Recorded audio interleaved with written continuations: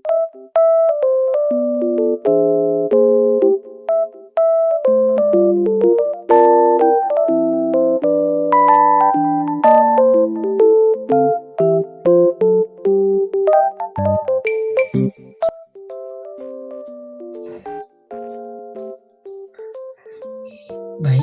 perkenalkan nama saya Yoris Tiadi Janwarta dan pada kesempatan kali ini saya akan menyampaikan presentasi tentang peran batuan dalam meningkatkan hara pada tanah entisol dan vertisol. Saya harap melalui presentasi ini kita semua dapat lebih memahami bagaimana batuan induk memainkan peran penting dalam kesuburan tanah serta implikasinya bagi praktik pertanian dan pengelolaan lahan yang berkelanjutan. Tanpa berlama-lama, langsung saja kita melihat betapa pentingnya kedua jenis tanah tersebut dalam konteks pertanian dan ekosistem. Oke, terdapat ada 6 poin. Yang pertama ada batuan induk, kedua ada tanah entisol dan vertisol, tiga ada peran batuan dalam peningkatan hara tanah entisol, keempat ada peran batuan dalam peningkatan hara tanah vertisol, kelima kelebihan dan kekurangan tanah entisol, dan yang terakhir itu kelebihan dan kekurangan tanah vertisol. Baik, poin pertama. Batuan induk atau bahan induk tanah adalah material, mineral atau organik yang menjadi asal mula pembentukan tanah. Batuan ini merupakan material dasar yang mengalami proses pelapukan fisik, kimia, dan biologis untuk membentuk tanah. Batuan induk berperan penting dalam penentuan sifat-sifat tanah dan kimianya, termasuk tekstur, struktur kandungan mineral, dan kesuburan tanah. Oke, di sini ada uraian. Terdapat ada jenis-jenis batuan induk, proses pembentukannya, peran batuan induk dalam sifat-sifat tanah.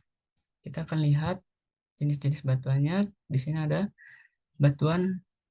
Terdapat 3 batuan induk. Yang pertama ada batuan beku, ada contohnya, batuan sedimen, dan batuan metamorf. Oke, selanjutnya proses pembentukannya. Proses pembentukan tanah dari batuan induk dikenal sebagai proses pelapukan. Proses pembentukan tanah dari batuan induk ini melibatkan pelapukan fisik, kimia, dan biologis. Pelapukan fisik terjadi melalui perubahan suhu ekstrim yang menyebabkan batuan mengembang dan menyusut. Pembekuan dan pencairan air dalam retakan batuan abrasi oleh angin, air, dan es, serta aktivitas makhluk hidup seperti akar, tumbuhan, dan hewan. Pelapukan kimia melibatkan reaksi kimia antara mineral batuan dengan air, oksigen, asam karbonat, dan proses parutan mineral dalam air. Pelapukan biologi melibatkan aktivitas mikroorganisme yang menghasilkan asam organik serta aksi akar tumbuhan yang mengeluarkan asam organik dan karbon dioksida, mempercepat pelapukan fisik dan kimia. Partikel-partikel hasil pelapukan ini kemudian bercampur dengan bahan organik dari tumbuhan dan hewan yang menghasilkan poligon tanah dengan sifat fisik kimia tanah. Oke, baik. Selanjutnya, peran batuan induk dalam sifat-sifat tanah. Batuan induk sangat berperan dalam menentukan sifat-sifat tanah yang terbentuk dari pelapukannya. Komposisi mineral dari batuan induk mempengaruhi komposisi kimia tanah. Misalnya, granit menghasilkan tanah yang berbeda dari basalt. Jenis batuan induk juga mempengaruhi tekstur tanah, pH, dan kapasitas tukar kation atau KTK. Oke, baik. Untuk selanjutnya,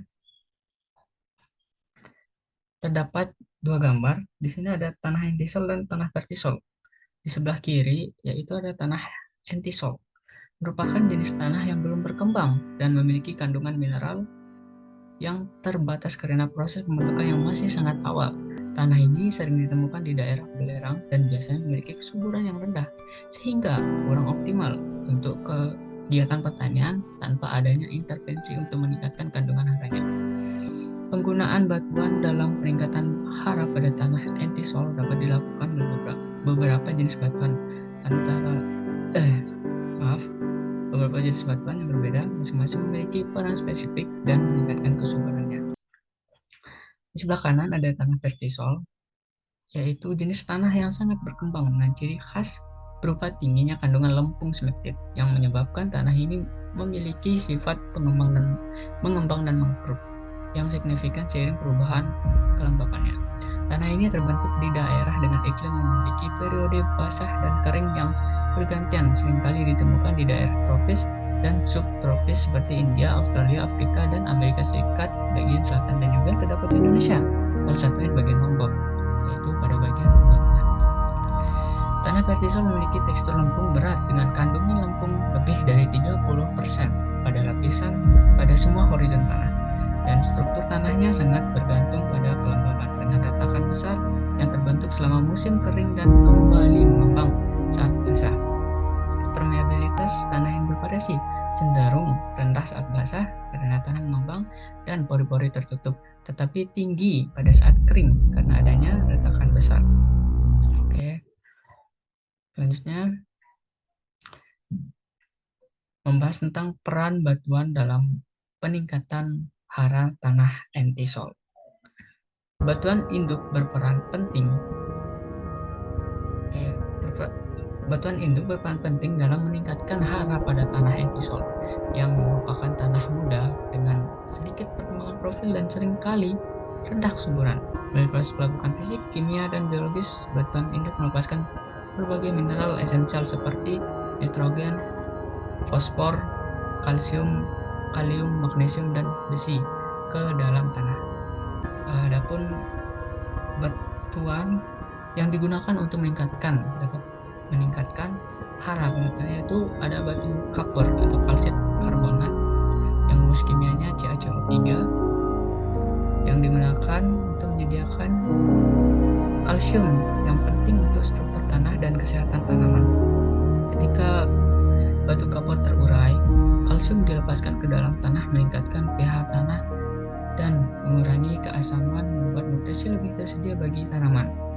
Dan juga ada batuan fosfatnya, jenis batuan lain yang kaya akan fosfor, elemen esensial bagi pertumbuhan tanaman terutama dalam proses pembentukan akar dan bunga. Melalui pelapukan fosfor dilepaskan dari batuan fosfat ke dalam tanah meningkatkan ketersediaan fosfor bagi tanaman. Itu sangat penting. Zeolit juga digunakan karena kemampuannya untuk menukar ion dan meningkatkan retensi air serta kapasitas tukar kation. Zeolit juga membantu menjaga nutrisi di sekitar zona akar dan meningkatkan efisiensi penggunaan pupuk. Oke, selanjutnya peran batuan dalam peningkatan hara tanah vertisol.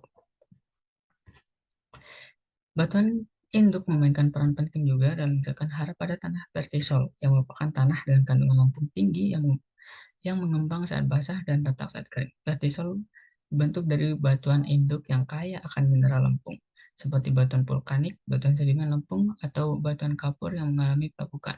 Pelapukan batuan induk ini melepaskan berbagai unsur hara penting seperti kalsium, magnesium, kalium, dan besi ke dalam tanah. Proses pelapukan fisik, kimia, dan biologis pada batuan induk ini menghasilkan mineral sekunder seperti montmorillonit dan smektit yang memiliki kapasitas tukar kation tinggi sehingga mampu untuk meningkatkan hara pada tanah. Oke, untuk slide selanjutnya yaitu apa saja kelebihan tanah entisol. Di sini saya membahas 6, tentunya lebih banyak lagi. Yang pertama ada drainase yang baik. Oke. Karena struktur tanah entisol seringkali berpasir atau lempung yang tidak terlalu padat, tanah ini cenderung memiliki drainase yang baik. Yang kedua itu kemampuan penyesuaian yang baik. Tanah entisol dapat digunakan untuk berbagai jenis tanaman tergantung pada pengelolaan yang baik. Dengan penambahan pupuk dan bahan organik, kesuburan tanah ini dapat ditingkatkan untuk mendukung berbagai jenis pertanian dan hortikultura. Yang ketiga ada pengembangan infrastruktur. Yang keempat ada restorasi lahan dan reklamasi. Yang kelima ada potensi penelitian dan pendidikan. Karena tanah entisol merupakan tanah yang sangat mudah, mereka seringkali tanah ini menjadi subjek penelitian untuk memahami proses awal pembentukan tanah dan suksesi ekologisnya. Dan yang keenam ada kemampuan menahan kekeringan. Di beberapa jenis entisol, terutama yang berpasir, kemampuan menahan kekeringan cukup tinggi karena air cepat meresap dan tidak tertahan lama di permukaan. Ini berguna di daerah yang mengalami kekeringan atau curah hujannya yang rendah. Selanjutnya, bagaimana tentang kekurangannya? Kekurangan tanah entisol, meskipun memiliki beberapa kelebihan, tanah entisol juga memiliki beberapa kekurangan juga, di antaranya yaitu kesuburannya rendah. Kenapa? Karena tanahnya mudah dengan sedikit perkembangan profil, seringkali memiliki kandungan yang unsur haranya itu minim karena belum terbentuk. Kedua, itu ada kapasitas retensi air yang rendah. Ketiga, ada struktur tanah yang lemah. Keempat, ada keterbatasan nutrisi. Dan kelima, ketidakcocokan untuk tanaman tertentu. Dan terakhir, itu kerentanan terhadap kontaminasi. Pada drainase yang baik dan struktur yang longgar, entisol mungkin lebih rentan terhadap pencemaran tanah dan air tanah. Bahan kimia dan polutan dapat dengan mudah meresap melalui tanah ini menyebabkan kontaminasi yang sulit dikendalikan. Sekarang bagaimana tentang kelebihan untuk tanah vertisol? Vertisol memiliki jumlah kelebihan, diantaranya itu kandungan lempung yang tinggi, kesuburan yang alami, kemampuan menyimpan air yang tinggi juga. Keempat, itu adalah struktur tanah yang dinamis. Kelima, ada pemulihan nutrisi dari kedalaman. Dan yang terakhir ada stabilitas struktur pada waktu basah. Oke, adapun kekurangan dari tanah vertisol, yang pertama itu ada retakan yang signifikan pada saat kering, kesulitan dalam pengolahan jika kering juga, dan ketiga ada drainase yang buruk. Keempat ada kerusakan akar tanaman, retakan besar yang dimana dapat terjadi ketika retakan yang besar. Dan yang kelima ada pemadatan tanah. Karena ada perubahan volume. Perubahan volume yang signifikan antara musim basah dan kering dapat menyebabkan masalah struktural pada tanah tersebut. Oke, baik. Dan terakhir, kesimpulan.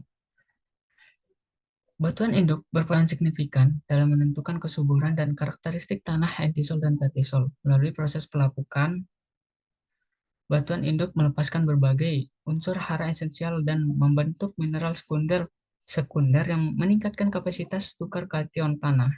Pengaruh batuan induk terhadap pH dan struktur tanah juga sangat penting dalam menentukan ketersediaan hara bagi tanaman.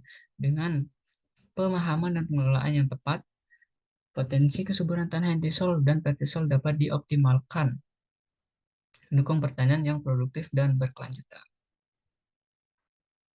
Terima kasih. Sekian dari saya. Wassalamualaikum warahmatullahi wabarakatuh.